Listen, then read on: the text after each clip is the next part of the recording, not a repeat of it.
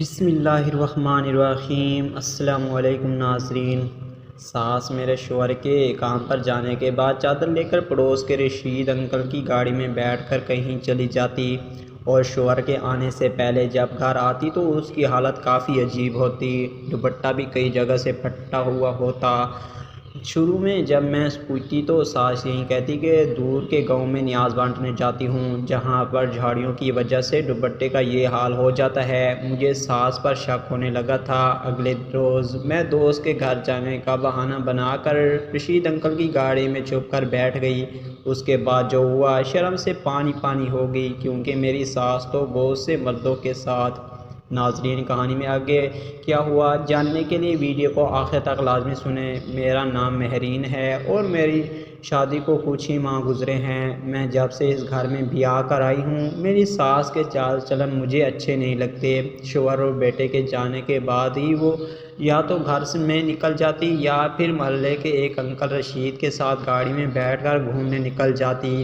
ان کی یہ عادت مجھے بہت عجیب لگتی تھی اور میں بھی ان کے معاملے میں دخل اندازی نہیں کرتی تھی۔ مجھے لگتا تھا شاید ان کا اٹھنا بیٹھنا زیادہ ہے اسی لیے گھر میں کامی ہوتی ہیں۔ ایک دن ساس گھر واپس آئی تو ان کی حالت دیکھ کر میں پریشان ہو گئی۔ وہ نہا دھو کر کپڑے تبدیل کر کے اپنے کمرے میں آرام کر رہی تھی۔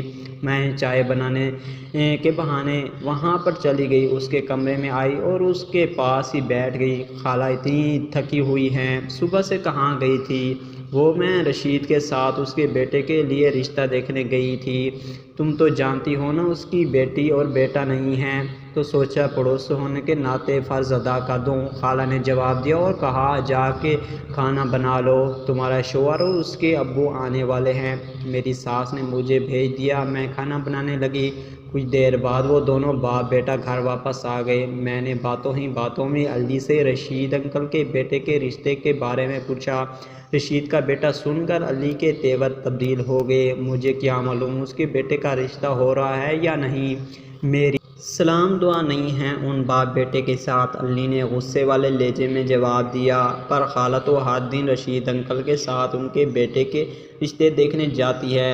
میں نے خالہ کا ذکر کیا تو علی نے کہا کیا کہہ رہی ہو، تمہارا مطلب، تمہاری بات کا کیا جاننا چاہتی ہو تم؟ اماں، علی کے رویے سے میں خوفزدہ ہو گیا اور خاموشی سے کمرے سے باہر آ گئی۔ ساس تو بیٹے اور شوہر سے چھپ کر ہی رشید انکل کے ساتھ جاتی تھی۔ علی کا میرے سوال پر رد عمل دیکھ کر میں نے خاموش رہنے کا فیصلہ کر لیا۔ اگلی صبح 10 بجے میرے سسر اور شوہر کام پر چلے گئے۔ میں بھی مشین لگا کر کپڑے دھو رہی تھی۔ میری ساس چادر اٹھا کر گھر سے نکل کر رشید کی گاڑی میں بیٹھ کر چلی گئی۔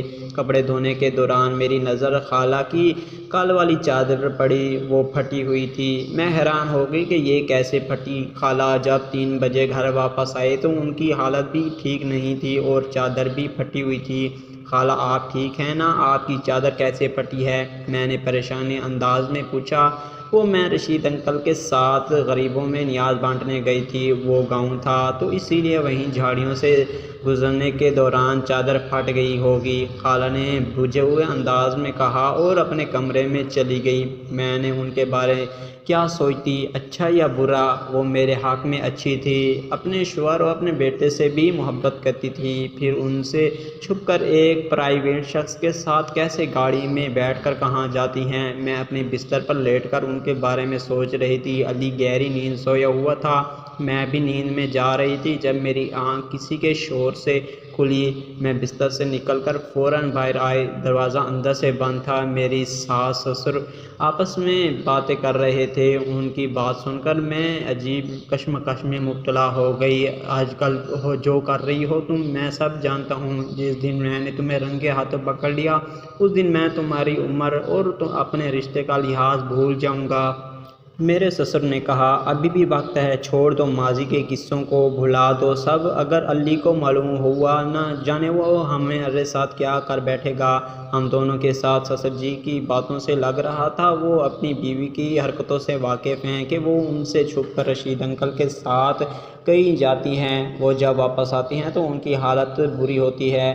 تم نے تاعمر مجھے دھمکیوں اور دھوکوں کے سوا کچھ نہیں دیا ہے۔ میں نے اتنے سال صرف تمہاری وجہ سے خراب کر دیے ہیں، مگر اب نہیں، اگر وقت ملا تو صحیح فیصلہ ٹھیک ہو جائے گا۔ میں چلی آئی۔ ان دونوں کی باتوں سے لگ رہا تھا کہ خالہ رشید انکل کے ساتھ گہرے تعلقات ہیں۔ تو اگلے دن میرے سسر کام پر نہیں گئے، گھر پر ہی تھے۔ ان کے گھر پر ہونے کی وجہ سے خالہ بے چین تھی۔ گلی میں سبزی والا آیا تو خالہ جی چلی گئی، مگر میرے سسر نے انہیں باہر جانے سے منع کر دیا اور بولے، بہو تم خود جاؤ سبزی لینے، آج تمہاری پسند کی سبزی کھائیں گے۔ میں اپنے سسر کے کہنے پر سبزی لینے چلی گئی۔ رشید انکل ہمارے گھر کے باہر کھڑے ہوئے تھے اور میری سسر ساس کے آنے کا انتظار کر رہے تھے۔ شاید ان کو معلوم نہیں تھا کہ آج میرے سسر گھر پر ہی موجود ہیں۔ محلے کی ایک عورت سبزی لینے آ رہی تھی۔ جب میں نے ان سے رشید انکل کے بارے میں پوچھا کہ وہ کیسے انسان ہیں اور ان کی بیوی کہاں ہوتی ہے، ان کے ساتھ کبھی دکھائی نہیں دی۔ رشید انکل نے اپنی بیوی کو طلاق دے دی ہے، اب دوسری شادی کرنے کے چکر میں ہیں، اب دیکھتے ہیں ان کا یہ خواب کب پورا ہوتا ہے، اس عورت نے مسکرا کر کہا اور سبزی لے کر اپنے گھر چلی گئی۔ میں رشید انکل کا سارا جائزہ لے کر اندر آ گئی۔ میری ساس منہ پھلا کر اپنے کمرے میں بیٹھی تھی۔ رات کے وقت میں کچن میں تھی جب مجھے ایسا لگا کہ کوئی اس چھت پر گیا ہے۔ میں جب اوپر چھت پر آئی تو دیکھا خالہ رشید کے ساتھ باتیں کر رہی ہے۔ میں کانوں کو ہاتھ لگا کر توبہ توبہ کرتے ہوئے نیچے آ گئی۔ اپنی عمر کا لحاظ بھی نہیں تھا۔ کچھ دنوں بس سسر جی دوبارہ کام پر جانے لگے۔ خالہ بھی تیار تھی رشید انکل کے ساتھ کہیں جانے کے لیے۔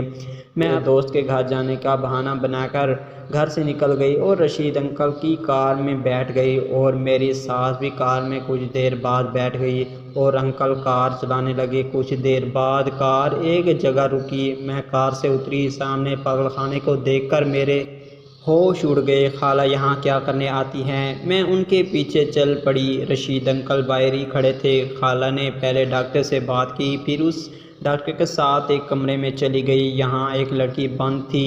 خالہ اس لڑکی کو پیار کرنے لگی، مگر اس لڑکی نے خالہ کو مارنا شروع کر دیا اور ان کا دوپٹہ پھاڑ دیا۔ خالہ رو پڑی۔ میں بھی کمرے میں داخل ہو گئی۔ خالہ مجھے دیکھ کر حیران رہ گئی۔ میں نے ان سے پوچھا، یہ لڑکی کون ہے؟ خالہ نے کہا، ان کی بیٹی ہے، 3 سال پہلے شادی کے دن ہی کسی کے ساتھ بھاگ گئی۔ جس شخص کی وجہ سے یہ بھاگی تھی اس نے بھی دھوکہ دے دیا اور دھوکے باز نکلا۔ میری بیٹی صدمے کو برداشت نہ کر سکی اور پاگل ہو گئی، اور تمہارا شوہر اور اس کا ابو اس کی شکل تک دیکھنا نہیں چاہتے، مگر میں ماں ہوں، نہیں رہ سکتی۔ خالہ کی داستان نے میرے آنکھیں بھگو دیے اور میں اپنی ساس نند کو لے کر گھر واپس آ گئی۔ بیٹی کو اتنی بری حالت میں دیکھ کر سسر کا دل پگھل گیا اور علی بھی افسوس زدہ ہو گئے، اور میری نند کا علاج ابھی ہمارے گھر میں شروع ہے۔